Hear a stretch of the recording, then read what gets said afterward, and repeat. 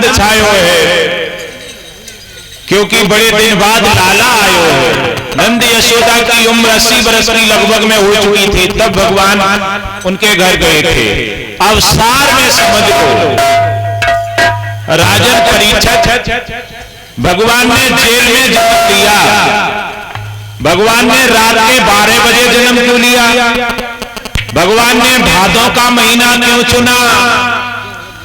भगवान देवकी के पास एक भी क्षण क्यों नहीं रुके? देवकी का दूध क्यों नहीं पिया? यशोदा का क्यों पिया?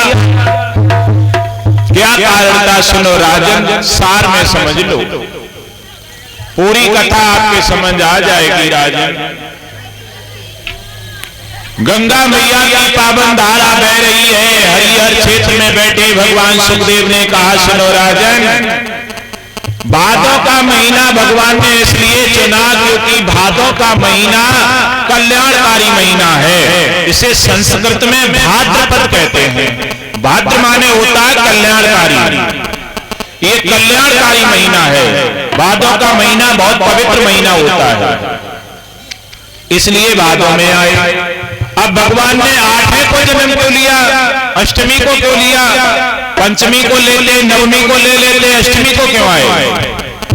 अष्टमी को इसलिए आए भगवान क्योंकि अष्टमी तिथियों की संधि होती है। एक पक्ष में 8 तिथियां, 15 तिथियां होती हैं। कभी कभी हानि हो जाए तो 14 रह जाती है, ना 15 होती हैं। उन 15 के बीच की जो आती है वो अष्टमी आती है, इसलिए आ गए भगवान अष्टमी में।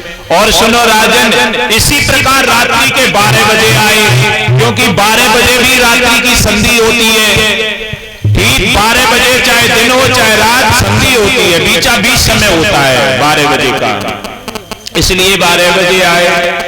अब भगवान रोहिणी नक्षत्र में क्यों आए? नक्षत्र तो 27 है।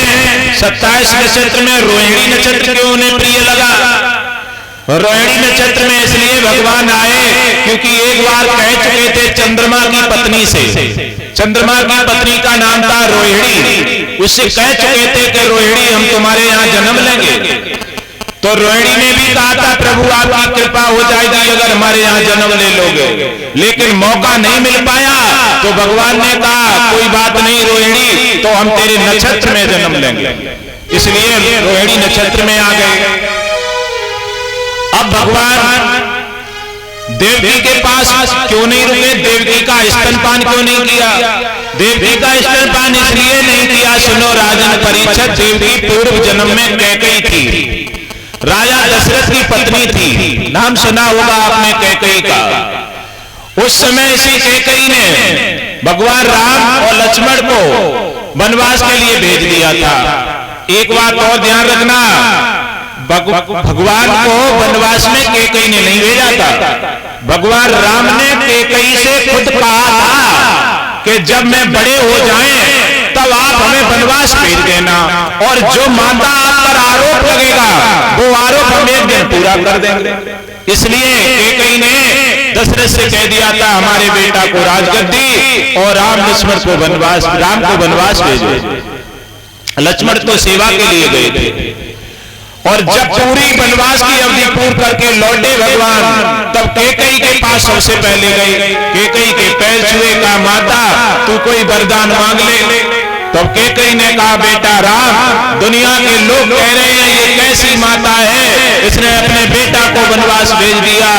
अब तुम हमारे गर्भ से जन्म लेना, चाहे मेरे पास ठहरना चाहे मत ठहरना, लेकिन हमारे पास जन्म जरूर लेना।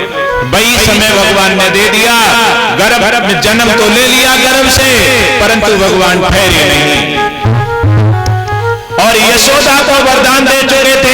एक दिन यशोदा पूर्व जन्म में धरा नाम की थी, उनसे कह चुके थे कि यशोदा तेरे घर में आकर के हम खेलेंगे और तेरा स्तनपान करेंगे। इसलिए भगवान यशोदा के आंगन में खेले, देवकी के यहाँ नहीं रुके, यशोदा के आंगन में रहे।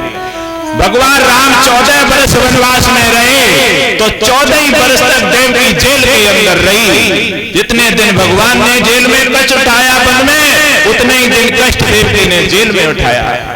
सुख दुख जीवन मरण भोग सब कर्मन के, बच कोई नहीं पाएगा। इस बात का ध्यान रखना माताओं बहनों भाइयों। अब एक बार प्रेम से बोल दो राधे राधे, जोर से बोलो, मिलकर बोलो राधे राधे। अब एक कीर्तन कर लो, इसके बाद आरती।